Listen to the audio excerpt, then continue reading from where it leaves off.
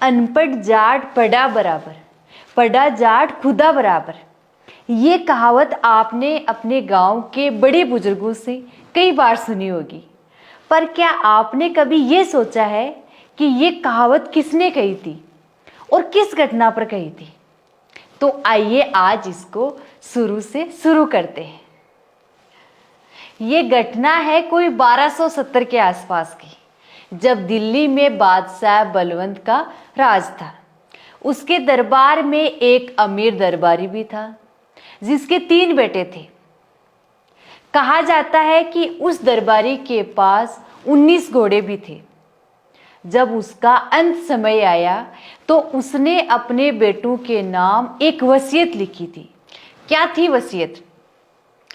अमीर दरबारी के पास वसीयत में जो 19 घोड़े थे, उसने वसीयत इस प्रकार से लिखी थी कि बड़े बेटे को उन घोड़ों का आधा हिस्सा दिया जाए, मझले बेटे को चौथा हिस्सा दिया जाए और छोटे बेटे को 5वां हिस्सा दिया जाए। अब तीनों बेटों ने अपने पिताजी की तेरहवीं करने के बाद इन घोड़ों का बंटवारा करने के लिए बैठे, पर यहाँ एक समस्या आ गई। समस्या ये कि 19 घोड़ों का ना तो आधा किया जा सकता, ना ही चौथा व 5वां हिस्सा किया जा सकता। जब तीनों भाई इस बंटवारे को नहीं कर पाए तो वो बादशाह के दरबार में चले गए और बादशाह से इस बंटवारे को सही करने की गुजारिश की। बादशाह बलवंत ने सभी दरबारियों को एक जगह किया और दरबार में फैसला करने लगे, लेकिन यहाँ भी वही हुआ कि कोई भी दरबारी संतोषजनक फैसला नहीं कर पाया। उसी समय बादशाह के सबसे खास और प्रसिद्ध कवि आमिर खुसरो, जो बलवंत के दरबारी कवि भी थे, वो भी इस दरबार में थे। उन्होंने जाटों की पंचायतों के बारे में काफी सुना था। आमिर खुसरो ने बादशाह से कहा कि मैं जाटों के इलाकों में खूब घुमा हूं और उनकी खूब पंचायती फैसले भी सुने हैं। अगर इस समस्या का कोई हल कर सकता है तो वो है सर्वखाप पंचायत का कोई जाट मुखिया।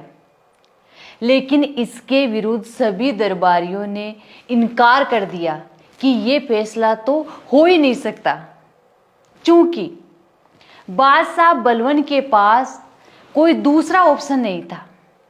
लिहाजा खुसरो की बात को स्वीकार करते हुए बादशाह ने किसी जाट मुखिया को बुलाने का फैसला किया और उसी समय सर्वखाप पंचायत के किसी खास आदमी को चिट्ठी देकर गांव सोरम, जिला मुजफ्फरनगर भेजा गया।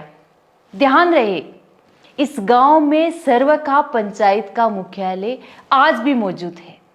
चिट्ठी पाकर पंचायत के प्रधान पंच चौधरी राम साय सूबेदार को दिल्ली भेजा गया। चौधरी साहब अपने घोड़े पर सवार होकर बादशाह के दरबार पहुंचे।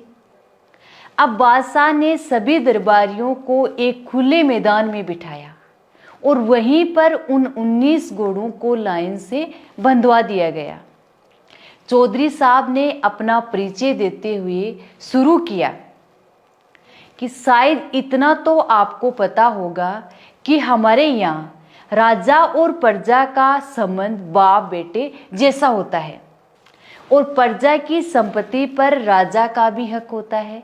इसलिए मैं जो घोड़ा लाया हूँ उस पर राजा जी का भी हक है, इसलिए मैं अपना घोड़ा राजा जी को भेंट करता हूँ और मेरे घोड़े को भी उन 19 घोड़ों में मिलाने की इजाज़त चाहता हूँ। इसके बाद बंटवारे का फैसला सुनाऊंगा। बादशाह बलवंत ने इसकी इजाज़त देते हुए फैसला सुनाने की इजाज़त दे दी। चौधरी साहब ने अपने घोड़े को उन 19 घोड़ों की लाइन में सबसे अंत में बांध दिया, जिससे घोड़ों की गिनती अब 19 और 1 यानी 20 हो गई। अब चौधरी साहब ने बंटवारा इस प्रकार किया। बड़े बेटे को आधा हिस्सा देना था, 20/2 यानी 10 घोड़े दे दिए।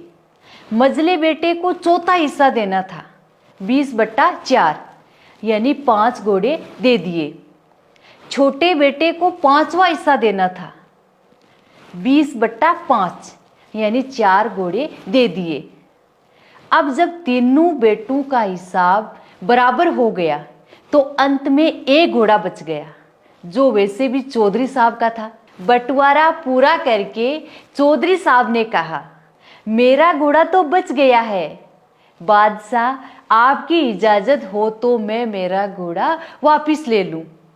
और बादशाह ने हाँ कहते हुए इस फैसले को स्वीकार कर लिया।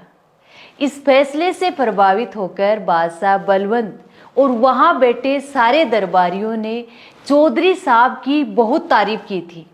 कहते हैं जब चौधरी साहब अपने घोड़े पर बैठकर जाने लगे थे तो वहां मौजूद गांव के लोग नाचने लगे थे। इसी वक्त यानी जब चौधरी साहब अपने गांव की ओर जाने लगे तो अमीर खुसरो ने जोर से कहा, अनपढ़ जाट फड़ा बराबर, फड़ा जाट खुदा बराबर। और वहां मौजूद सारी भीड़ इस पंक्ति को दोहराने लगी। तभी से ये कहावत राजस्थान, पंजाब, हरियाणा, उत्तर प्रदेश तथा दूर दूर तक फैल गई और आज तक जो चली आ रही है। ये कहानी आपको कैसी लगी और आगे आप किस विषय पर ऐसी कहानी चाहते हैं, कमेंट करके बताइए। और हाँ, इस वीडियो को शेयर करना बिल्कुल ना भूलें। राम राम सा।